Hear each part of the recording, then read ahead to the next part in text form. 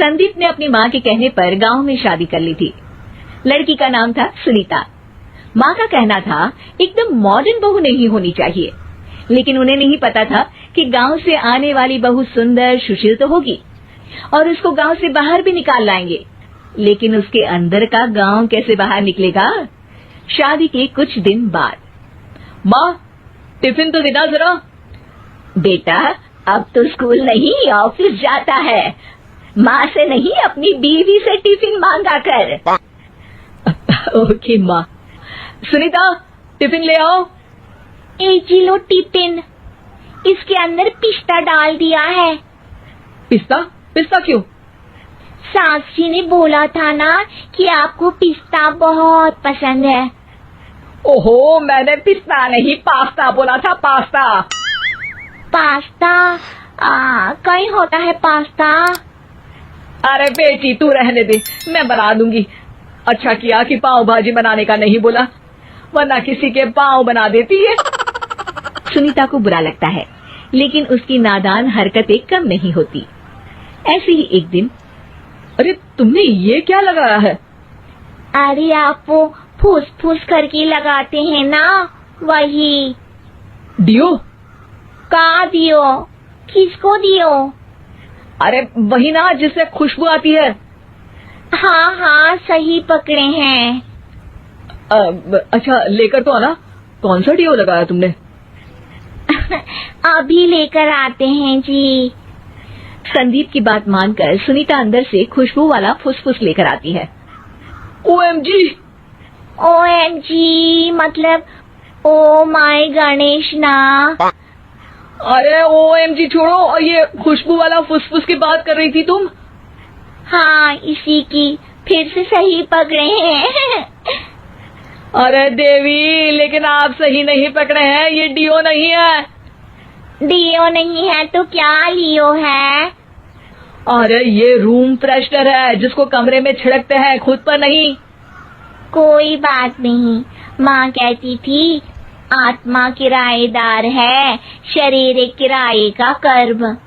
हम शरीर पे ये डाल लिए तो क्या फर्क पड़ जाएगा।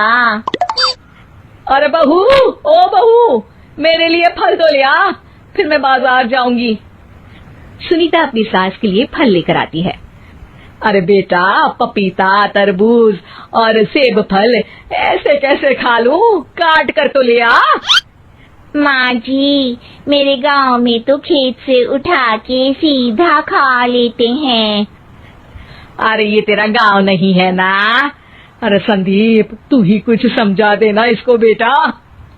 मैं कैसे समझाऊं माँ, ये तो माइक्रोवेव को भी भट्टी बोलती है।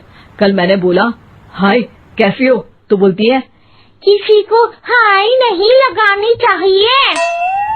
अरे सुनीता, तेरा क्या होगा?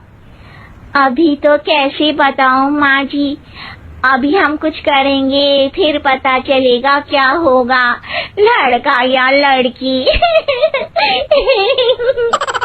हे भगवान, कहाँ से आ गई है? रामपुर से जी, आप ही तो लेकर आए थे मुझे। आराम, मुझे माफ कर दो। पहले कोई गलती तो करिए जी, आपकी तो सारी गलती माफ कर देंगे हम। हाँ अरे बहू, मेरी बात सुन।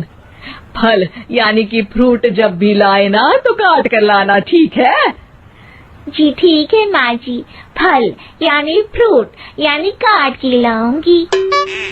सुनीता रोज ही कोई ऐसी हरकत कर देती जिसकी वजह से उसे घर में दो बातें सुननी पड़ती। एक दिन, माँ मेरे बॉस घर पर आने वाले हैं शाम को, उनका बर्थडे है, फैमिली साथ नहीं रहती उनके, तो यही पार्टी कर लेंगे। उनको अच्छा लगा तो शायद मेरा प्रमोशन भी हो जाएगा। मैं ना फ्रूट केक लाकर फ्रिज में रख दूंगी और तेरे साथ आज खाना मैं बनाऊंगी, ताकि जब साहब आए तो खाने में कोई गड़बड़ ना हो। शाम को जब सारी तैयारियां हो जाती है, संदीप के साथ बड़े साहब भी घर आते हैं। फ्रूट केक तो ले आना बहू, फिर खाना खाएंगे। और इस सब की क्या जरूरत थी, आपने बुलाया वही काफी है। सर, आपका परिवार शहर में नहीं है तो हम ही आपके परिवार जैसे हैं सर। इतने में ही सुनीता फ्रूट केक लेकर आती है और बड़े साहब की टेबल पर रख देती है और जैसे ही केक के ऊपर का बॉक्स हटाती है, ओह, ये क्या है? केक तो कटा हुआ है।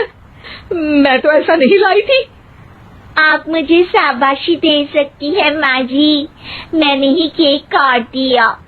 आपने कहा था ना, फल यानी फ्रूट यानी हमेशा काट के लाना। तो फ्रूट केक भी तो फ्रूट ही है ना, तो मैंने पहले ही काट लिया। होना मैं समझदार। अरे बहू, ये क्या किया?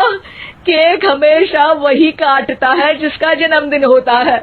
तुझे एक बात भी समझ नहीं आती, एक नंबर की बेवकूफ है। पूरा माहौल बिगड़ चुका था। संदीप को लगने लगा था कि साहब उसे प्रमोशन तो दूर की बात है, कहीं डिमोशन ना दे दे। लेकिन साहब बीच में ही बोल पड़ते हैं, अरे अरे कोई बात नहीं, ये इनकी बेवकूफी नहीं है, इनका भोलापन है। बेटा आप कहाँ से हो? रामपुर गांव से। अरे वाह, गांव से? फिर तो आपके गांव में ताजे फल और सब्जियां मिलते होंगे।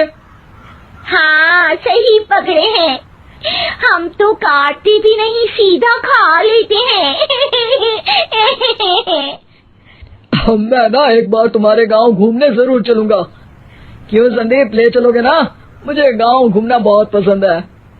बस फिर क्या था, संदीप और सास दोनों खुश हो गए क्योंकि साहब को सुनीता ने गांव की बात करके खुश कर दिया था। अब संदीप का प्रमोशन पक्का था। शिक्षा, कभी भी किसी भी गलती पर घबराना नहीं चाहिए। हो सकता है कि उस गलती की वजह से आगे बड़ा फायदा हो।